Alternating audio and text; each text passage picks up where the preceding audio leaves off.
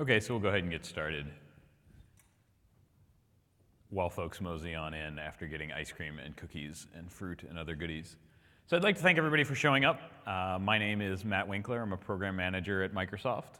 I work on the big data team, which is responsible for the work that we do in Hadoop, as well as some of our internal big data efforts that Bing and other parts of the company use. And today we're going to be talking about extending Hadoop implementations to the cloud. We'll talk about a few different things here in terms of decision points on why and how we might go there or why we might not go there. And then talk about a number of the options that we've got along the way in terms of just using raw VMs in an IaaS offering, leveraging cloud storage, leveraging Hadoop as a service. And then we'll finish up with some hybrid scenarios that try and mix and match these things together. So quick show of hands, how many folks are using Hadoop? Okay, good, a bunch. How many folks are doing Hadoop in the cloud? Okay. How many folks are doing stuff in Amazon's cloud? Okay, it's okay. How many folks are doing it in Google's cloud? Guys, okay. Azure, Microsoft's cloud? Okay, thank you. Those were not stack ranked or ordered in any fashion. I just was gathering data. So one of the important points as we kind of walk through this is that we want to recognize that a lot of the Hadoop that's happening today is happening on premises. And so one of the things that I'd like folks to take away from here is that the way we think about this is not really an exclusive or here about it's either on premises or it's in the cloud. And there's a very hard line between those two. We actually think there's a pretty nice interplay between those where they can work together, and that's what I'd like to spend some time talking about today. A couple of top-level bullet points on why we might think about the cloud. And really, a lot of this boils down to when we talk with customers around seeing the need around economic flexibility. Being able to only pay for what I need when I need it, as opposed to making fairly sizable capital expenditures that may sit unused if a project gets canceled or the hardware moves away. The other scenario that we're seeing a lot of folks use the cloud for is where they need to get a global footprint. So where they're growing up their business and they're growing out of a dedicated hosting facility or a data center that they're running, and they need to expand into a number of other regions. And the cloud gives you a very nice way to do that without having to go negotiate contracts or build additional data centers and those types of things. I want to talk about the flip side to this around why would I think about keeping my workload on premises. And by far, the most commonly heard reason when we go and talk to customers is really around compliance. They've got some set of data that they don't feel comfortable or are legally obligated to not have leave their data centers. And this is one thing that's happening from a cloud perspective where there's more and more compliance certifications that are happening across the various cloud platforms that hopefully remove some of that friction. But then you reach a certain layer of compliance that the cloud may not be able to get to. The example that I like to give on this one is talking with auto manufacturers in a certain European country. The requirement is that the data can never leave the country, not just the European Union. It has to be within the country. And so that may be one until a cloud provider has a data center there or two data centers there so that you've got a redundant deployment option. The cloud may not be an option for that scenario. The second reason that we see a lot of customers not choosing the cloud is it really boils down to control. They want control specifically over the hardware and networking setup, and they want a degree of control that's not currently offered from a cloud perspective. And then the final one is really, you can think about this as almost a physics problem, which is there are integration requirements that they need their app to be close to their Hadoop cluster. And those apps have to stay on premises, either because they're running on special hardware, or that's where the rest of the infrastructure is, and you're not ready to move kind of wholesale your entire data center into the cloud. If you want to have that conversation, that's awesome. I'll be around, hanging around afterwards, and certainly come up and talk to me about that. But that's one of the reasons initially why there's a little bit of inertia for keeping things running on premises. And so when does it make sense to kind of go and think about running Hadoop in the cloud? The first and foremost reason is really that's where your data is being born. And this is really arising from the set of apps that are not lift and shift from on-prem into the cloud, but they're being written from a cloud-first perspective, which is when I build the app, that's where it's going to go. I will run that inside of the cloud. I'll take advantage of various services that are offered by the cloud provider. And so if my data is being generated in the cloud, it makes the most sense to go ahead and run the analytics in the cloud. Second one is around global applications. We've seen a number of application patterns where customers want to use the cloud as a global aggregator. And so they've got deployments of hardware devices or mobile devices or apps that are running on lots and lots of machines, and they would like to land all of that data within the various data centers that are around the world. And so they're really thinking about building these apps and serving these apps out of multiple data centers. And so this is another scenario where having Hadoop deployed in the cloud just makes it easier to do that analysis. We don't often see folks running Hadoop clusters in an attempt to span data centers. Rather, we see Hadoop clusters running in each of the data centers performing some degree of first-level aggregation, and then the data all moves to one place. A flip side to the on-premises compliance requirement is it may actually make sense to go into the cloud from a compliance perspective if I don't already have a deployment there. If I don't have a data center in Europe and I want to start building an e-commerce app that's collecting data about European citizens, there's a whole giant list of compliance regulations that I'm going to have to think about. The cloud gives me an easy way to say, oh, check, check, check. OK, now I've got a good offering that I can go ahead and do that there. And then the final four that I've got here are other scenarios that we see are really good examples of what we were talking about not lifting and shifting and moving wholesale. And this is really around running a dev or test environment in the cloud, backing up to the cloud, geo-redundancy, and or bursting into the cloud. I'll hit on the geo-redundancy one a little bit later, but as you think about handling disaster recovery and business continuity requirements, the cloud can offer a number of advantages to an on-premises deployment.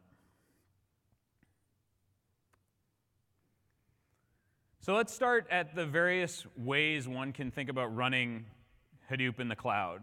And the first is really at the most basic layer inside of any of the cloud providers, which is at the IaaS layer, at the VM layer. And inside of Amazon, this is EC2. At Google, this is the Google Compute Engine. And at Microsoft, this is our infrastructure as a service offering. And what this really allows you to do is walk up to the cloud and say, I need N number of machines, and I want them to look like this. And that's not restricted to OS. You can provide your own OS. You can provide your own machine images. You get some degree of node configuration in terms of, hey, how much memory do I want? How many hard drives do I want? If you've got workloads that demand specific hardware, such as high memory instances, you can go ahead and do that. You've got a number of options around configuring your network topology. If you think about all of the cloud compute deployments, they're essentially a large software-defined network that sits around those machines. And so you can do some interesting things with those in terms of either programming those, extending them as part of your on-premises network, VPNing into those, and as well as running high bandwidth connections from an on-prem data center or a colo into that cluster. And then the final benefit that you get is really, once you do this, typically what most customers end up doing is that they've got a set of repeatable scripted deployments. And what this means is it becomes very easy for me to spin up yet another cluster, spin up a cluster that looks like this, tear down the cluster. And so that is a deployment pattern that we see customers doing fairly regularly. There's still, what you're getting here is really a set of machines in the cloud. You still have to figure out how you want to set up your cluster, how you want to deploy the Hadoop bits. The flip side to that is you can pick whatever Hadoop bits you'd like to deploy there. You have to manage how you're going to get data into that cluster. If the data is being born in the cloud, if it's on-prem, how am I going to move it there? Figuring out how to integrate it with your other applications, manage patching and updates of both the OS as well as the app that's running. and then obtain support and/or licenses. And this is really you're renting machines from the cloud provider.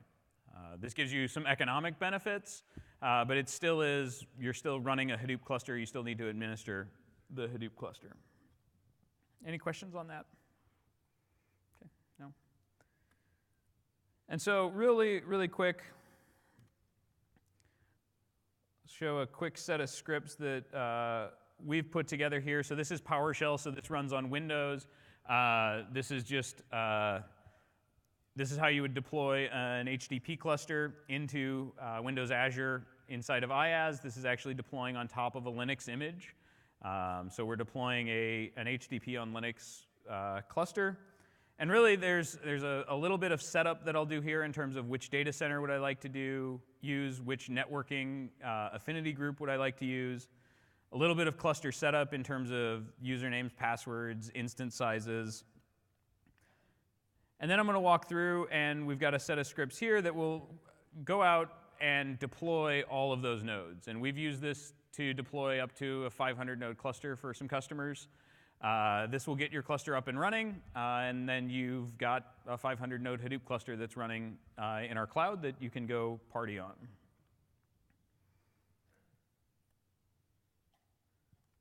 So the next level up, if we think about kind of moving up from just running the same Hadoop that I've got on-prem inside of a bunch of VMs that we've got in Azure, is really around leveraging cloud storage for flexibility. So if you look across all of the cloud providers, we've all got a storage solution that we offer that's really foundational to the rest of our cloud offerings. And inside of Windows Azure, that is Azure Blob storage. And the interesting thing about leveraging blob storage, externalized storage for Hadoop is that it enables an interesting flexibility that you get, which is that you can start to think about sizing your clusters independent of the amount of data that you actually need to store. If I've got a petabyte of data, but I really only need enough compute power to process last month's financials, and that's 20 terabytes, I don't need a Hadoop cluster that's going to hold all petabyte of my data. I can spin up a much smaller cluster and run that. The other benefit of this is that the price of cloud storage continues to move much closer and closer to the absolute lowest point it can reach. About every couple of months, most of the cloud vendors will go through and the prices of storage will drop. And then the final benefit here, running on top of Azure Blob Storage, is that there's this notion of geo-redundancy inside of Azure Storage. And what that means is anytime a blob is written to Azure Storage, that is going to be replicated within about 1 to 5 minutes.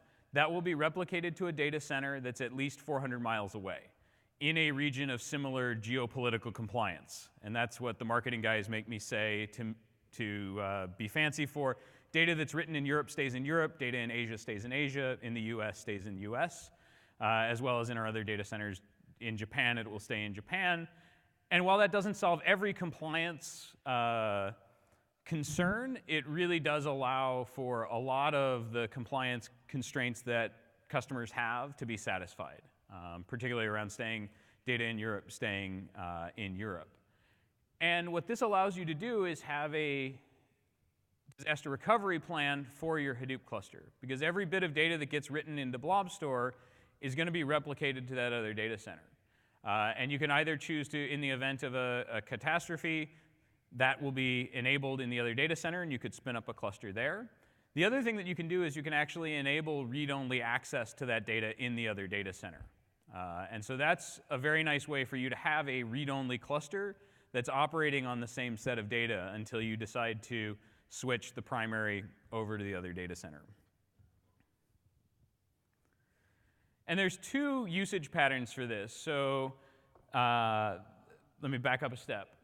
All of the cloud vendors have a storage driver that maps from the Hadoop file system down to the underlying cloud storage system. So Amazon has the S3 file system implementation. Google has the Google Storage Connector. We have the Azure Storage driver. OpenStack has Swift.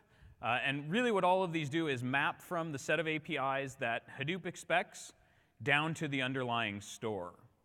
And this gives people two options. Really, you can think about, I'm going to continue to leverage HDFS inside the cluster. What you'll be doing there is for all of the VMs that are running, you're writing data into the disks that are attached to those VMs. That means when you turn off the cluster, the data is going to go away. And so then to use cloud storage, really you're talking about, hey, how do I move the data in when I spin up the cluster? As my cluster is running, how do I back up the data to cloud storage, or how do I age that data out over time? I only really use 50 nodes worth of processing, and at some point in time I'm going to start moving data out, and if I ever need a bigger cluster for a little job, I can spin that up and I can run that. And then if I ever get to a point where I need to rebuild my cluster or I want to create a secondary cluster, I have to move the data out to cloud storage. And that's actually a fairly simple operation to do. It ends up looking just like a path to a Hadoop file system. So it's pretty easy for me to move the data around there. The second option that I have is to actually run my Hadoop cluster on top of the storage system. This is really, really nice, because what this allows is that anything that can talk to that storage layer can read and write data to that. And so data that gets written out of my Hadoop cluster into Blob Store, I can go ahead and read that from any app that knows how to talk to Blob Store. And I can go the other way around. Any app that's running that knows how to write into Blob Store, I can pick that data up right away and run a Hadoop job on top of that. And so to a Hadoop application, all they see is a path. And things, for the most part, just work. If you think about everything you're doing at the app layer in terms of Pig or Hive or MapReduce, you're thinking in terms of paths. And those can be fully qualified paths that either say HDFS or S3N or WASP in our case. Now, it's not all rosy, and I did put just work up there on purpose. Apps which assert that the file system they're running on top of is actually HDFS will sometimes have some compat issues. And where we've specifically seen this is we've been doing work to get HBase up and running inside of HD Insight. And that's been where we've seen a couple of issues where we've had to make some changes into our file system implementation. But for the most part, at the higher level apps, they just work. Now, a lot of folks will say, hey, but that means you're separating compute from storage, fundamental design tenet for Hadoop. You're trading off some of the physics gains that you get by the data living inside of those nodes in exchange for the flexibility that I talked about earlier. And that notion of being able to, if you want to cache the data within the cluster using HDFS, you've always got that option. Even in this second case where the default file system is going to be pointing to your blob store, you can still write data into HDFS. The important thing to remember when you do that is if you're in a pattern where you want to tear down your cluster at the end of the day, you have to make sure that your data is off the cluster before you actually go and do that.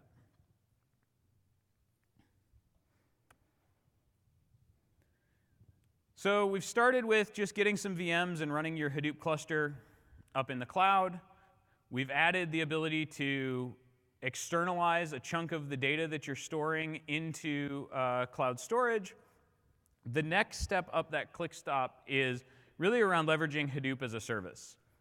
And this is, you're giving up some degree of control, and in return, you're getting a different guarantee in terms of the level of service that's provided back.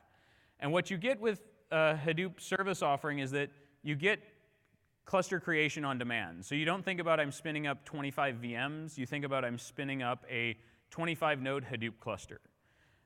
Typically, it's going to be integrated with cloud storage. It's going to be integrated across the other apps and services that run inside the cloud. And the nice thing is that typically there's going to be a set of APIs for integrating that with the other apps that you're running inside the cloud. So Azure HD Insight is Microsoft's Hadoop service offering. It provisions clusters on top of blob storage. We can deploy clusters of any size, however large of a cluster you'd like to have. Come and talk to us. We'd love to give that to you. And the other thing is that the stack is supported by Microsoft. And what that means, this is a big difference from just running Hadoop on a bunch of VMs, which is part of what you're paying for with HD Insight is you're paying for the ability to say, hey, something broke with my Hive query. I'd like to get support help. And so there's not a separate support contract or anything priced into HD Insight. If you've got access to support for Azure, you can get support for the entire Hadoop stack that's running inside of the cloud.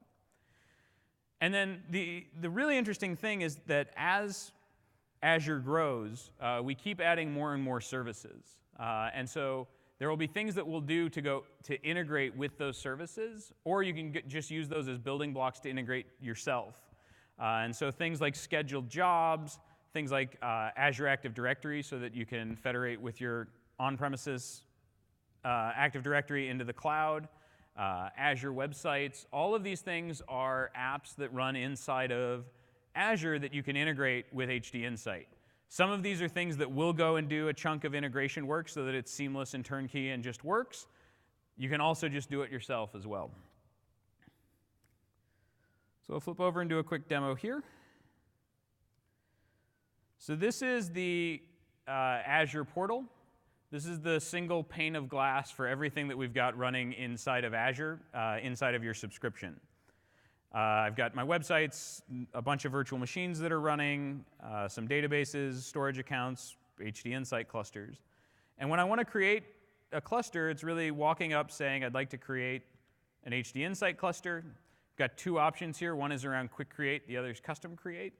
So quick create is what's the minimal set of questions I have to ask you to get the cluster up and running. This is really what do I want to call it, how big do I want, what's my password, and then go. That'll get a cluster up and running in a few to 10-ish minutes. The other thing that I can do here is custom create. So quick create's very much around, hey, how quickly can I get you started? Custom create starts to pull in, hey, there's probably a couple more knobs and dials that I want to be able to turn as I build out my cluster. So we'll Hadoop Summit 6. I think I can go up to 111 nodes on this one. Go with 4. I can specify the version here. So here we go ahead and version the HD Insight cluster. Just as with any Hadoop packaging conversation, this becomes a bit of a versioning number nightmare, where we have to pick the version for the cluster, which then in turn contains an HTTP drop, which in turn contains n sets of various Hadoop projects that are all versioned slightly separately. The most recent one is 3.1. This includes Hive 13 and Tez and Hadoop 2.4. Then I can pick which data center that I want to deploy this into. Here I get a little bit more control over picking my username and password. The other option that I have here is specifying a Hive and Oozie metastore. So one of the things that we really try and optimize for in HD Insight is this notion of what we call a transient cluster, which is I run the cluster for some period of time, then I tear it down, and then I want to be able to come back and recreate that cluster. And so what you can do is you can provide a database which will serve as the Hive metastore so that all of the tables and columns and partitions for my data that I'm using in Hive, for instance, will be persisted while that cluster is not around. And so what that means is if I use an external metadata store and spin this cluster back up in a week, once it's up and running, it looks exactly like it did when I left it. All of my tables are there, so I can just run my select statements, I can run my queries, and then I can tear that down. Why this is really interesting is that the pricing model for HD Insight is by the hour. And when we say by the hour, it's actually by the minute. And so what that means is you really only need to pay for your cluster while it's up and running. And so it really allows you to switch from kind of thinking about a cluster to thinking about a job. And so you can script that out, spin up your cluster, run your job, tear it down. And then you take that script, and that's the thing that you schedule so that every night at 1 o'clock in the morning, you spin up a 50-node cluster, compute a bunch of stuff, move the data around, tear the cluster down. And you've paid, a latte or a couple of lattes, depending upon how big of a cluster you created. So the final thing that I can do here is attach to my storage accounts. I can bind to up to 7 here. A lot of folks will look at this and say, oh my gosh, only 7, I may need to have more. That's just because this wizard starts to look really silly after we add more than 7 tabs to it. And so there are more options for creating the cluster that I'll talk about in just a second. The interesting thing is that a storage account is a unit of quotas and throttling inside of Azure. And so a storage account caps out today at 500 terabytes, and it also has an I/O and bandwidth constraint on it as well. And so some people will fan out across multiple storage accounts because they are exceeding 500 terabytes. They will also do it at times so that they can work around the bandwidth constraints. We have an internal customer who's running with about 60 attached storage accounts. The other thing that you can do is you can actually pass in storage accounts when you run jobs, so you don't actually have to bind them all to the cluster when you create them. So that's quick create and custom create. The final option that you can do here is we've got a set of PowerShell commandlets as well as a cross-platform command line tool. So if you're running Mac or Linux, if you just pop open a command prompt and type npm install azure-cli, you'll get a set of tools that you can run to manage all of your assets inside of Azure. And both of those command line tools sit on top of a REST API, and that's where all of the dials and knobs that we've got on a cluster are exposed. So if you want to provide custom jar files, or here's the set of Hadoop configuration settings that I know are tuned for my workload, I can go ahead and provide those at cluster creation time.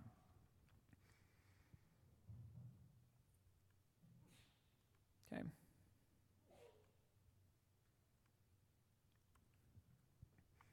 So the final thing that I'd like to talk about is really around the hybrid scenarios. And when we talk about the hybrid scenarios, there are really 3 things that we see.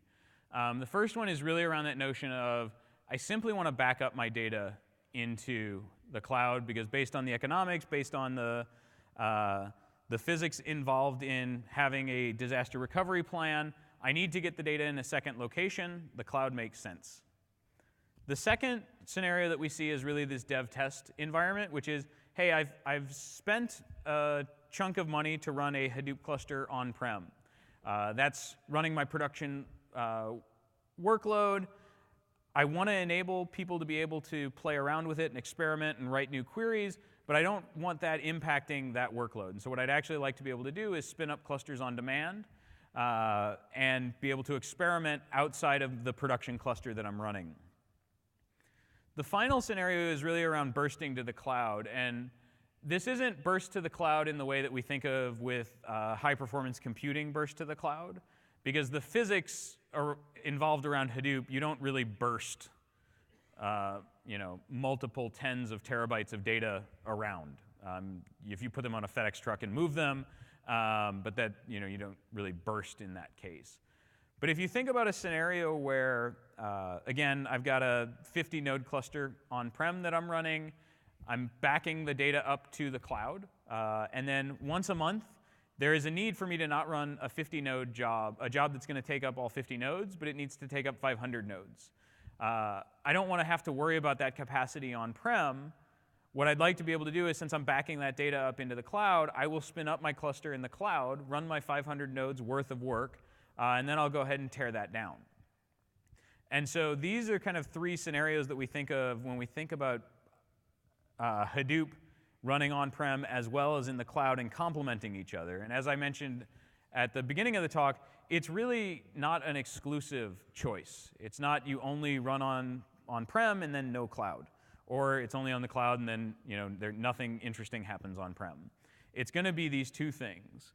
And so the demo that I'm going to show now, this involves a couple of moving parts. So I've got an arch diagram on the next slide where I've got a couple of things happening here. So the first is, on the left-hand side, I've got an on-premises cluster. And so this is a cluster that is running, this is just a plain old Hadoop cluster. This is running HTTP 2.1, running on top of Linux. That's not meant to be a complete list of all of the components. It was sized appropriately for the slide. But the one component that I want to call out there is that Falcon's up and running there. And Falcon here is configured to move data around, and the destination that it's moving the data to is Azure Blob Store.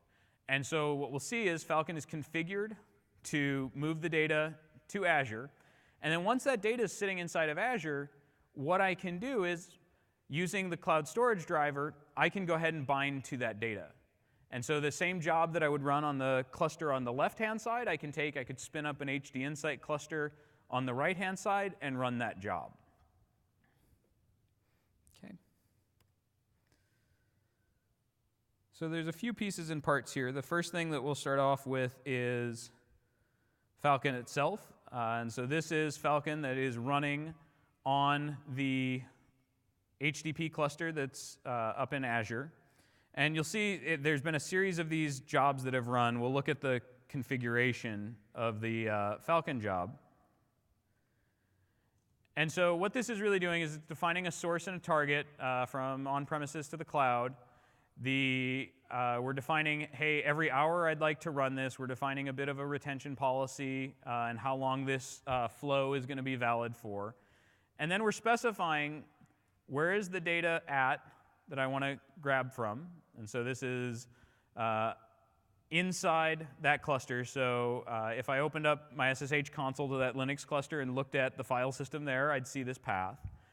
And every hour, that's going to copy this data to this path. And this is just a Hadoop file system path. It's got the WAS qualifier on it. That's the scheme that we use for the blob storage driver. What container do I want to write that into, and where is that located? And so this is just the DNS name of the storage account. And then you'll see I can do a little bit of templating in terms of what is the directory that I want to go land this into.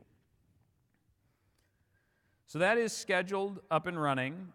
And then as that runs, so this is Azure Cloud Explorer. So this is a tool that lets me point at blob storage and browse it like a directory structure.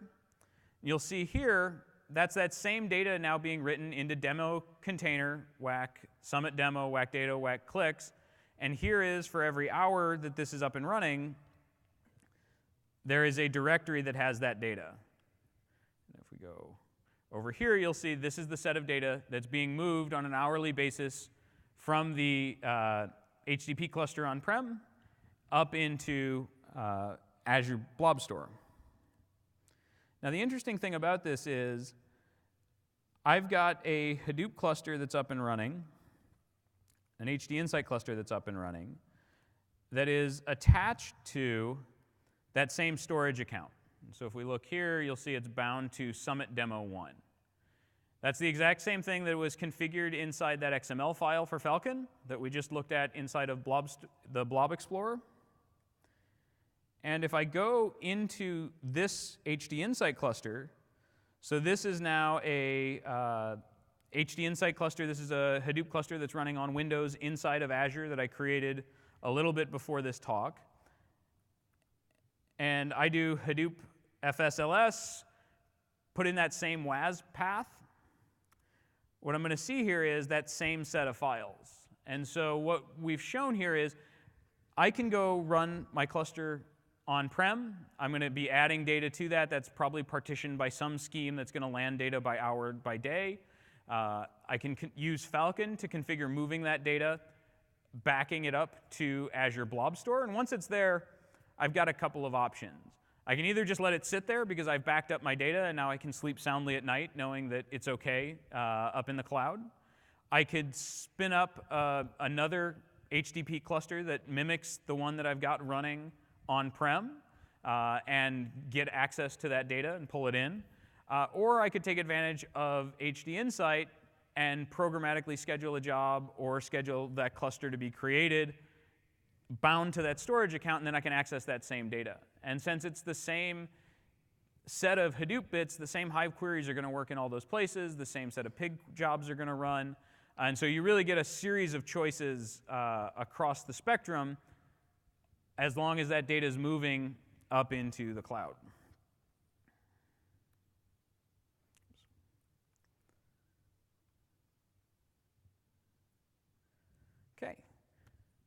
And so that will be wrapping up the talk. So a couple of things here in terms of next steps. Oliver, who is sitting up here in this delightful salmon, I believe, colored hoodie, has a set of cards. If you'd like to try out Azure, I'd encourage you to get those. It's a free 30-day trial that's you can use about $500 worth of Azure resources over that 30 days. So if you'd like to try that out, come see Oliver, and he will hand you one of these cards. And then really, there's a URL at the bottom. It doesn't show up too well here, but it's aka.ms/how-to-HD-insight. If you go there, that's all of our tutorials and documents about how you can get started using this. So I'd like to thank everybody for coming. I appreciate it. And at this point in time, if you've got questions, fire away.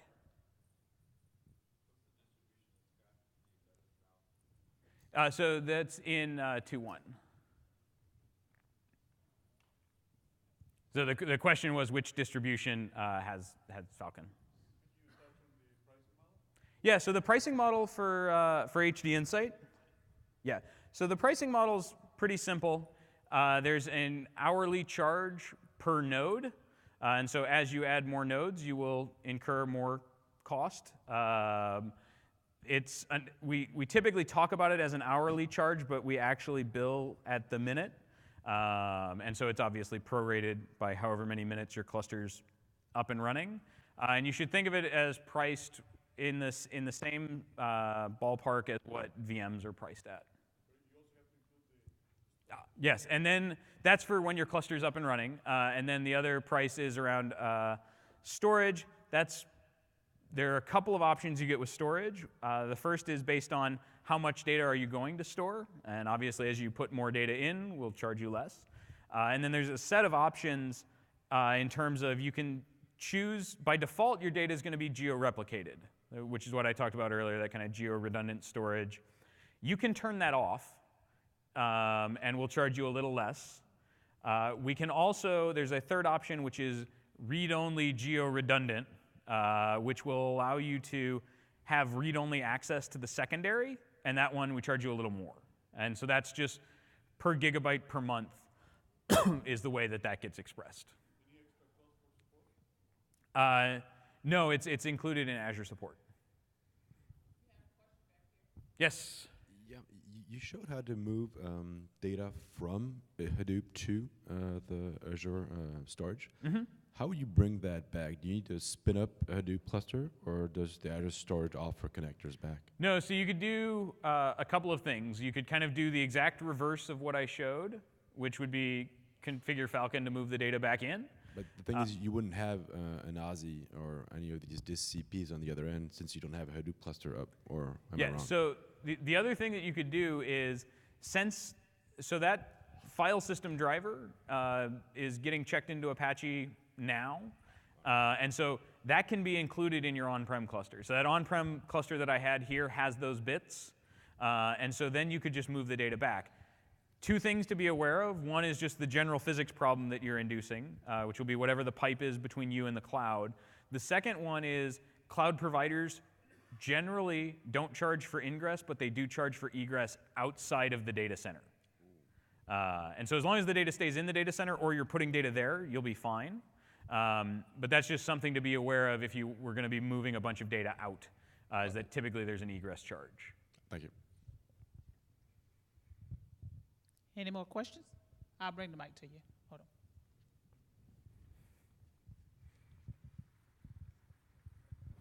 So if the amount of data that needs to be brought back is huge and it's not practical over the network, what are the options there? A FedEx truck of hard drives. But does like Azure support something like that? Yes, Azure supports that. So they would ship Now, let me caveat, I don't know if FedEx is the actual provider, but we do support drive shipping. Oh, so you buy the drives from them, or how does that work? So I'm more familiar with the route of drive shipping to Azure. I believe there's a way to drive ship back out. But if you can follow up with me afterwards. Typically what we don't see is that we don't see people doing large-scale egress back on-prem. We see a lot of folks kind of using it as backups and moving it there, but not taking it out. That's more the exceptional case. Okay, I think we got time for one more question. Yeah, if you have data in two data centers, different countries, can you aggregate the data? Yeah, you can, and so one I would say is just be aware of the note that I mentioned before about there could be an egress charge. What we do see most people doing in that case is, since there usually tends to be a logical aggregation point around geolocation, they will do the bulk of the aggregation local to the DC and then combine a much smaller set. Your mileage may vary. There may be cases where you want to bring it all into one place. We have customers that do that as well. And then they just schedule jobs.